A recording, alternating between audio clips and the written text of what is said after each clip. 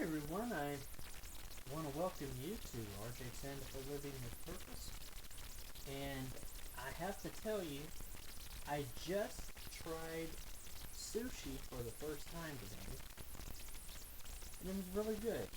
Um, in all my 47 years, I had never tried sushi.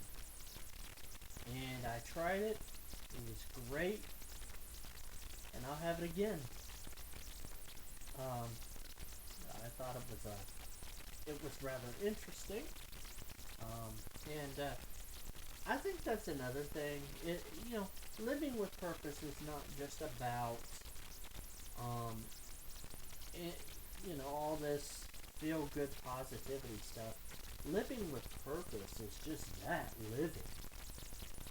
You know what I mean? And if it means that it's me talking about eating sushi, or Special Olympics, or whatever, or even reacting to a Mr. Beast short, or a video from the Filipino Feed, or something like that. That's living with purpose. And I think the thing that makes my videos unique is I don't edit them. I let them go as they may. And now that I have my iPhone, you will be seeing more raw videos out in the community and stuff like that. That is coming. I haven't forgotten. I'm right now just getting the channel to a point where it'll have a firm foundation, and then when we start really hitting it hard, going and actually getting out and doing things, you're going to see that. I know that I have 4th of July this weekend. I will try to take some video on my phone so I can upload that. And then when I go to the training, I will try to take some video of that as well. I can't video the actual sessions, but like if I have a break or whatever, I can try to do that. But there's a lot of great things coming up. And I really want my content on this channel to be engaging, and I really believe that I'm doing my best to include everybody. But it's not just me doing the channel.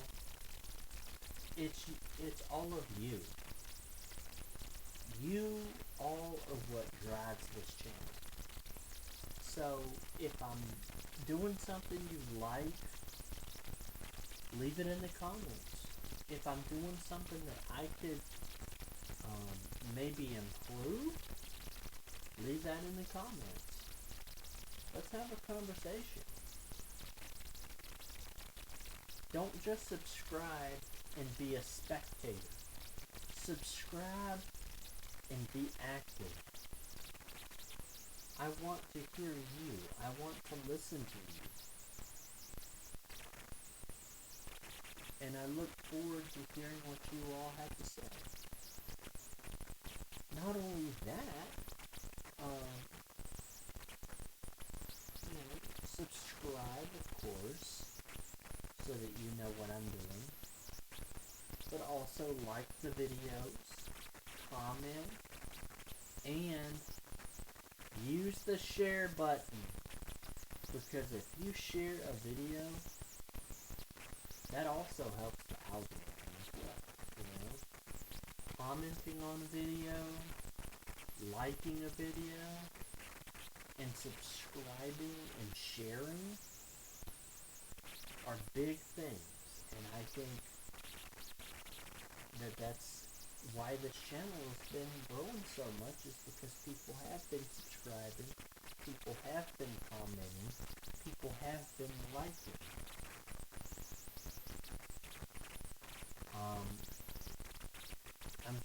you that ever since I've left the drama behind, everything is on an upturn. I've got my leadership training coming up. I've got other things coming down the pipe. Good positive things. And it just makes me happy and blesses me to know that somewhere in Indonesia, my content is helping someone. Somewhere in the Philippines, my content is helping someone.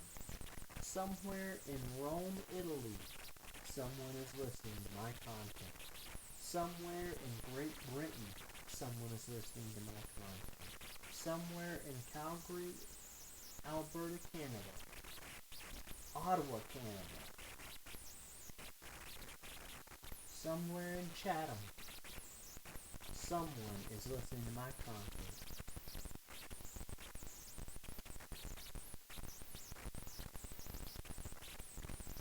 Somewhere in South Korea, someone is listening to my content. Somewhere in Thailand, someone is listening to my content.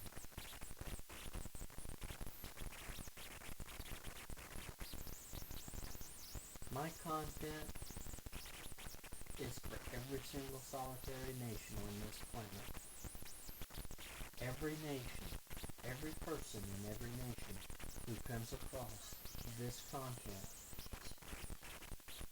I believe, can be helped by something that I have said, maybe an encouraging word, maybe a piece of advice.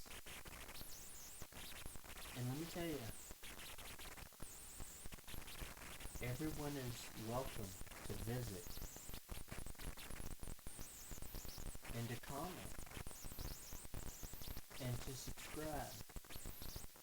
But at the same time, I also know that my channel may not be for everyone, and I understand that. But for those of you who want to live with purpose, who believe in living with purpose, who believe in having fun, why is it that in today's society, everything just seems so serious? Have you noticed that? Like, everybody is so serious these days. Like, it's sad, really. Everybody's getting offended over the smallest little things. Oh, I'm offended about this, or I'm offended about that. Oh, don't say Merry Christmas because that's offensive. You know what? I don't want to live in that kind of a world. I'd rather live where people are having fun and just being happy.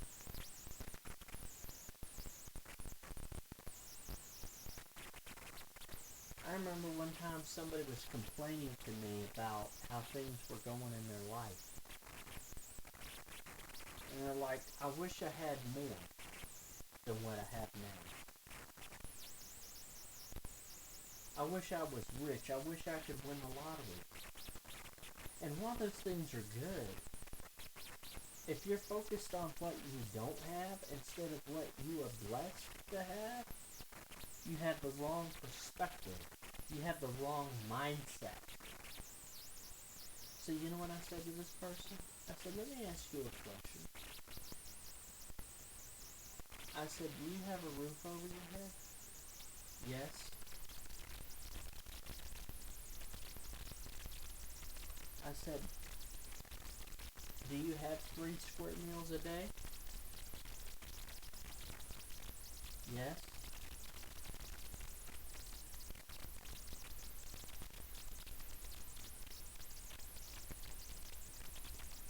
I said, do you have to live with the threat of soldiers coming into your home and taking one of your family members just for speaking out against the government? No.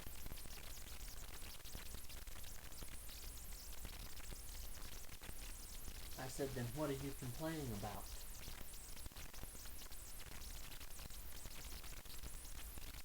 Because a lot of people in different nations of the world, they don't have the luxury of having a roof over their head or food in their stomach. Some people have to deal with the constant threat of soldiers coming into their house or the government breaking into their home because they live under a dictatorship. Have you ever met anyone that has lived under a dictatorship and has to live in fear of, well, maybe the government might be coming for me because I spoke out against the government, because I desire freedom? Have you ever dealt with that?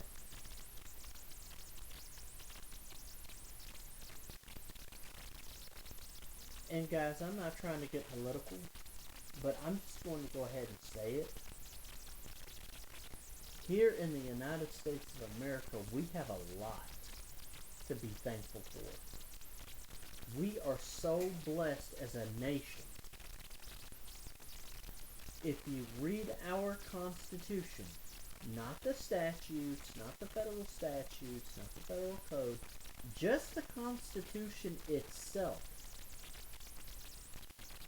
our founders gave us a framework that has survived for 250 years.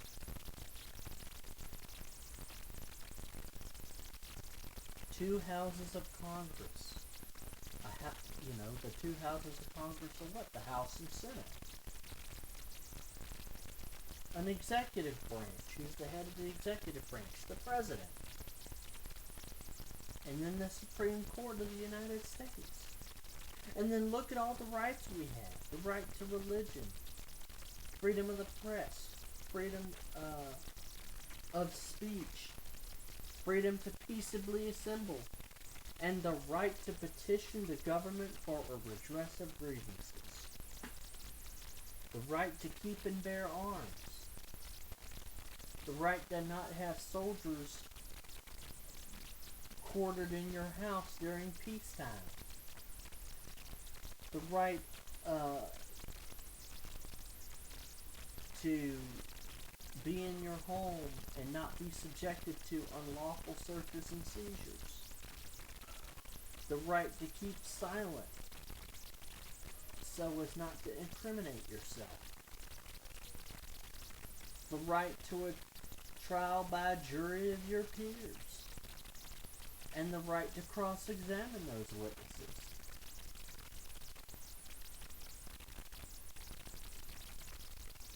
I mean, we have a lot of rights. We have more rights in this country than they do in a lot of other nations. We are so thankful. We should be so thankful, or I'm so thankful, that I was born here and nowhere else. Here in America, a blind child was born.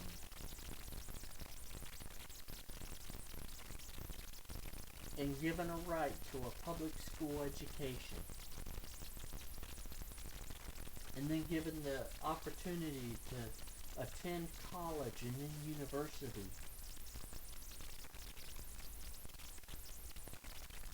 Only in America I could have done that.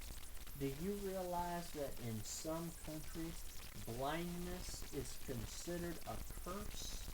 In some cultures, blindness is considered a curse. Some countries, they still hide blind people away. In our own country, back in the day, you know what they used to do with a blind person? They would put us in sheltered shops. And we would make things, like quilts and stuff like that. That was before I was born. But guys, look at what's happening with blind people now.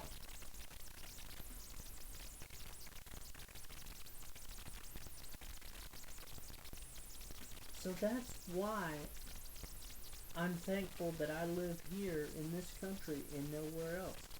Is America perfect? By no means. By no means. If we were, we wouldn't need to keep changing our laws every year to fix a problem. But guess what? While Dr. Martin Luther King Jr. pointed out the problems, he also gave solutions. He didn't just go and bash our country. He said, okay, here's the issue, and here's how we fix it. And it's from that perspective that we should look at his dream. See, everybody wants to say, oh, well, we're living Dr. Martin Luther King's dream. Really? Because guess what? It starts with the individual and then it works itself out. It works itself out toward the general country at large. Dr. Martin Luther King's dream starts with me, and then I pass it on to you, and then you pass it on to somebody else. That's how it's supposed to work, y'all. That's really how it's supposed to work. That's living with purpose. Dr. Martin Luther King Jr. was a man who lived with purpose. He was a man of purpose. He didn't just start something and then just, half did something. He went through all the way and did it. That was living with purpose. Dr. Martin Luther King was a special kind of man. I just wish I could have been around to meet him.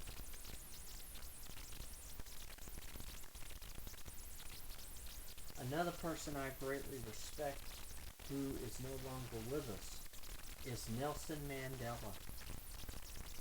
Spent 27 years in prison. 27 years. And Nelson Mandela did more for South Africa than any other South African president that I'm aware of. Nelson Mandela was a very bright, intelligent leader in my opinion. I respected that man deeply. He was a man of purpose. He was somebody who didn't care what others thought or anything of that nature.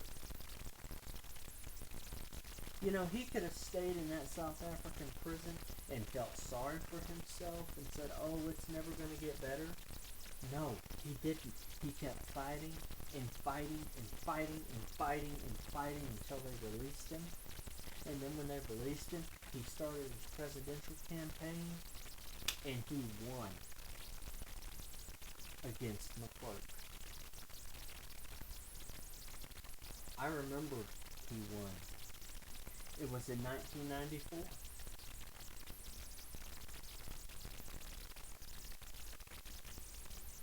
Nelson Mandela was a very, very smart man.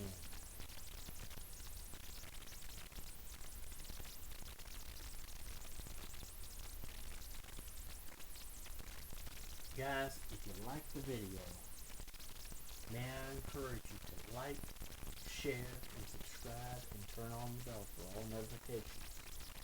Because when you subscribe to this channel, you are going to not only hear me talk about living with purpose,